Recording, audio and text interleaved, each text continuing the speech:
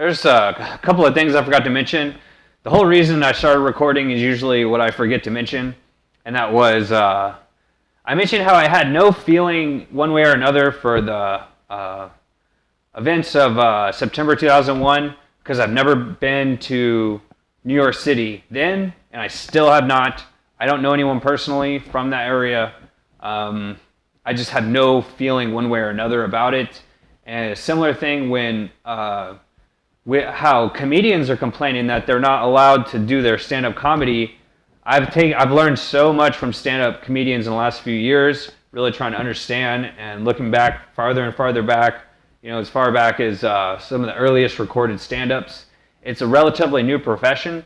I've searched through history books. There was no such thing as a stand-up comedian before the 1950s. Bernstein is mentioned in the REM song, It's the End of the World as We Know It. Lenny Bruce and Lester Banks. Lenny Bruce. Leonard Bernstein, as he's mentioned in the lyrics. He, mentor of someone that everyone has always enjoyed, people I looked up to, always enjoyed the comedy of George Carlin, right? He just happens to have the same initials as Glenn Campbell and my grandfather, George Campbell Jr. George Hubbard Campbell Jr. My great-grandfather was George Campbell and my grandfather. So anyways, he co-founded a record label in the 1960s called LaCam Records. And the Cam in LaCam Records is from his last name Campbell. Major Bill Smith is the other co-founder, is founded in Fort Worth. They have a giant catalog, song Last Kiss, made famous again in the 90s with Pearl Jam, initially in the 1960s, about the where, oh, where has my bee, baby? She crashed on a road, doo-doo. And so the idea is, do I own that song? Did my grandfather ever own that song? Because he was a record owner? And the answer is no. And on the songs that he wrote, such as A Pretty Woman is a Deadly Weapon in the 1950s, and then a couple of years later there was Roy Orbison's Pretty Woman, of course made famous by Elvis. Was that, I don't know, I was just thinking about the title of that song and how similar it is to the Led Zeppelin band name. Also, Alfred Hitchcock had an album called Music to Be Murdered By, and Eminem even made that famous again. I wouldn't have even known about it. Alfred Hitchcock is, of course, known for making movies, but he made an album called Music to Be Murdered By, and even that was after my grandfather wrote a song called A Pretty Woman is a Deadly Weapon. There's multiple versions on YouTube. It's not very well known. He wrote the melody and the tempo and the instruments. He played the drums, if I'm not mistaken, on that. He was mostly a piano player. I can show a picture of him on the piano. I've included that in my video blogs before. I don't know. I make fun of his middle name, Hubbard. That was a name that ran in his family. And we saw that movie Indian in the Cupboard together at the theaters. So that's the thing. I have been to many, not in many years, but before, up until a few years ago, I've seen a lot of movies in theaters with family members and stuff. But the thing is, I've never been to a comedy show. So when comedians complain that they can't have comedy shows, I don't feel one way or another about it. And before I made the 1 hour vlog yesterday, or a couple of days ago, I had prepared to make this 1 hour speech on these two books. And then I find out the horrible news that Norm Macdonald had passed away. And it was just, I can't say anything. And I ended up talking an hour, not even mentioning it, that he passed away. It's sort of the same amount of impact as Kobe Bryant had, and because I didn't feel any type of way, one way or another, towards Kobe Bryant during his life and even in his passing as well. And so a similar thing happened with Prince, the Duke of Edinburgh, Prince Edward, and Earl Simmons, DMX. two different people had two massive impacts on our American culture, but it almost seems like it has the country divided, right? There's Kobe Bryant, Norm Macdonald passing, also Earl Simmons and Edward, Duke of Edinburgh. And just think of the song Duke of Earl from the 1960s. It's almost eerie that they passed away on the same day. Earl Simmons, aka DMX, and the Duke of Edinburgh. So Earl, from Earl Simmons, and Duke of Edinburgh, combine that and get Duke of Earl, the song from the 1960s. And he has the same initials as Glenn Campbell, George Campbell, my great and my grandfather, and George Carlin. And his name is, I can't think of it, Chandler, Gene Chandler. Yeah. Tallow Chandler is a company in England, and a lot of English companies go centuries back into the early 1000s of the worshipful company of candle makers. Here's a candle right now, and also let me show my grandfather. Here's a candle right now, right? So it's a Tallow and a Chandler. There's Chandler Bing. So but there was something I said before I mentioned my grandfather. With music rise societies, there's a quote of someone was being interviewed. They said, "How do you feel about Christopher Wallace?" Not to be confused with Chris Wallace, the Fox News anchor, or Christopher Walken, from the movie Deer Hunter with Robert De Niro. Robert De Niro's sons are the true heirs to the hip-hop, House of Hip-Hop legacy because of Nostradamus. He wrote this stuff I have the book here from the 1700s. No, I'm just joking. Christopher Walken in the scene with Robert De Niro. The word for... I don't know a whole lot of Italian, but I know that one of the there's Emperor Caligula. A lot of time he's confused with Emperor Nero. And I know about Nero because one of the CD burning softwares in the early 2000s to make audio CDs was called Nero. And it showed a picture of like a burning Roman building.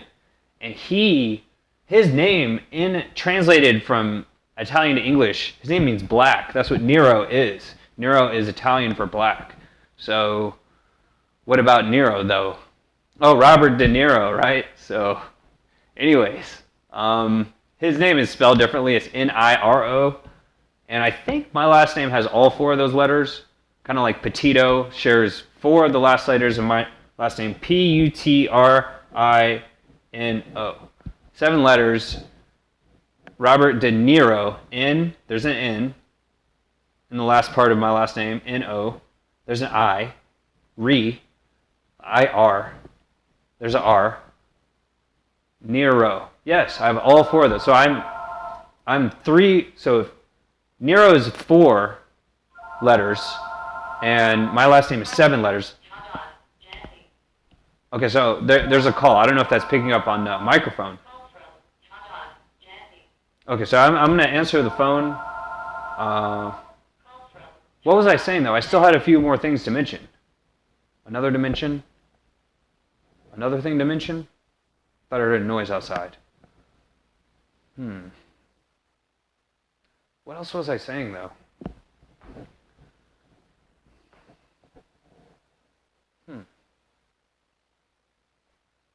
Oh, so music rights societies, right? So they own the music. And there's no individual in a society. It takes a village of people. Anyone can sort of go back after the writers are credited for any song and claim to be the true author of the song.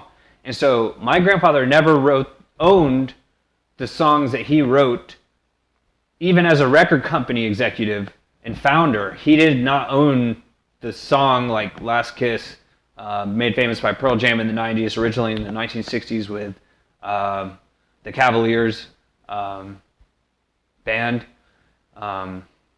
where could my bee baby? Dot, dot, dot. And so there was an interview with Christopher Wallace, aka Biggie Smalls, and they said, how did you feel that he took your quote, your music beat, I don't remember what it was, if he took your words or he took your beat and used it for his song, the such and such rules, the 10 rules of blah, blah, blah. And the guy said, as a songwriter, it's not up to me. Like, I don't own the song. I like to write songs, and I write them so that other people can listen to them and hopefully carry on the legacy of the song. It's like a meme. And so really thinking about that, it makes a whole lot of sense. That's what happens with music rights societies, is they own the songs. So I don't own that song. My grandfather never owned the songs he wrote. Yet I still am sort of like a third generation music royalty. So take some of the most well-known people today in modern culture. For example, the video game streamers who have millions and millions of followers.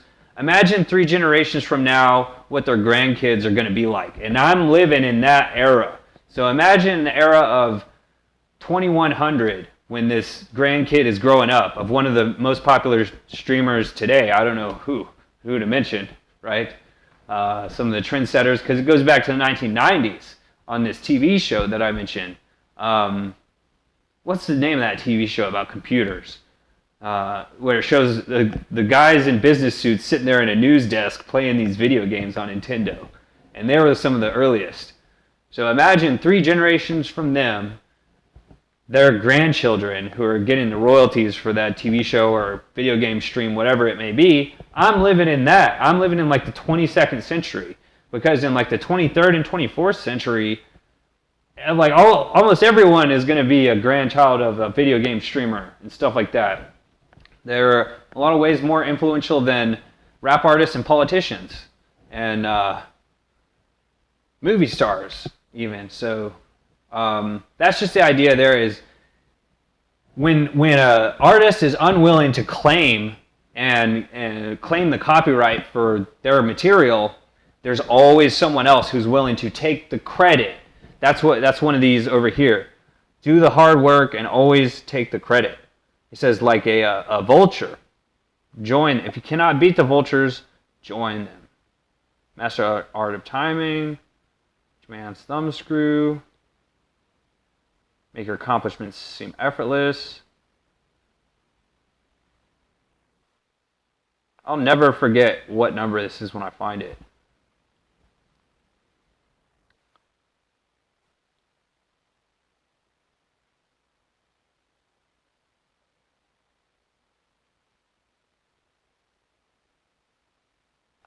Get others to do the work for you, but always take the credit. That's what this is about with music rights societies, is that when people write songs, there's never a shortage of people to go and try to claim the credit for themselves. And there's nothing wrong with that. I want to start a music society of my own, like it says in this book. It's like a vulture. That's what Culture Vulture comes from. Probably this book, written in the late 90s. So anyways, I think I'll end that there. The other thing was to mention, there's a video game of a dictator simulator. It's called Tropico. And it's about making laws and taking care of the society, building a society from scratch, and getting advice. These books are kind of like the advice that is given. It's like, I don't know, I have a few videos pretending to like role play as a dictator. And, of course, there's the Sacha Baron Cohen movie, The Dictator. Also, though, there's something really important, like that I'm not misremembering. What is it about that book or that video game?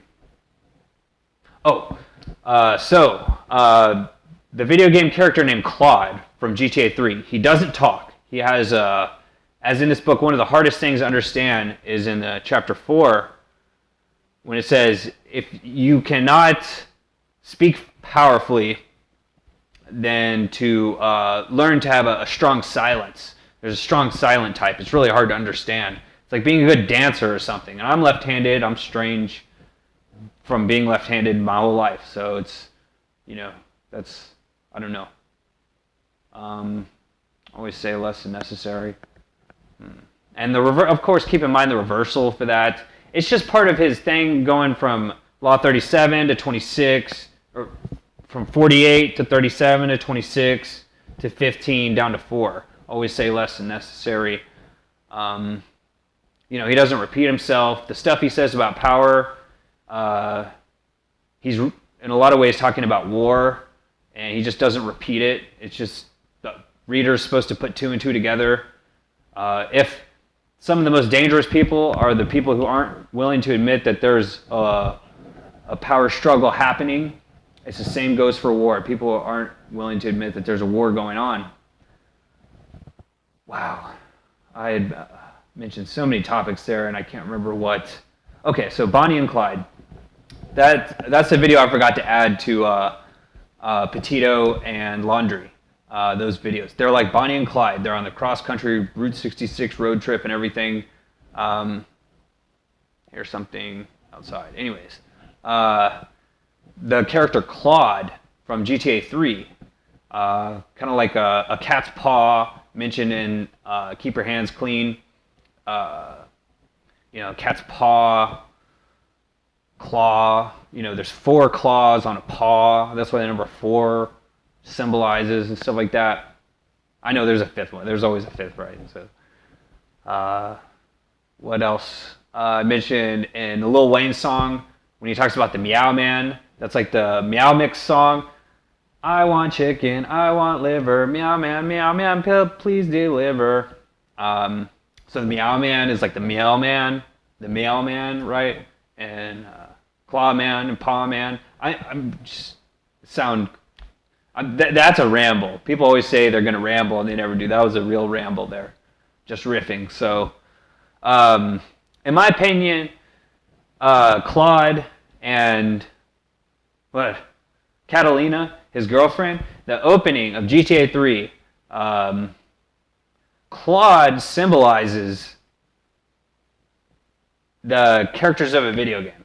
Okay, so people have direct control when they use a controller. They don't have to say a word. And the way that people even understand what they're doing is that that's me. And they say, look what I'm doing. Look what I'm doing. They're not doing, you're controlling someone else, right? Anyways, so it's Bonnie and Clyde. The most memorable picture is when they had a shotgun wedding, Bonnie and Clyde. Eminem had a song called Bonnie and Clyde 97. I don't know what the song says, but I like the title. And so a lot of my videos are that theme. And the idea is the way that most people make video gaming videos, it just sort of shows their psychology is not there to even take care of pets even. The way that they treat their video game characters. There's no moral high ground. They're just demonstrating complete corruptedness, and I don't know. Something has to change there. People need to clean up their act with this video gaming videos. And that dictator game is one of the greatest ones to practice and try to apply the laws learned in these books as advice. And so anyways, yeah, that's why they named Claude is from Bonnie and Clyde. It's such a similar name. And Petito and Laundry remind me of Bonnie and Clyde. 21. It's almost been 100 years. So anyways, I suppose I'll end the video there. I was going to show a picture of my grandfather. I won't though. So yeah, video over.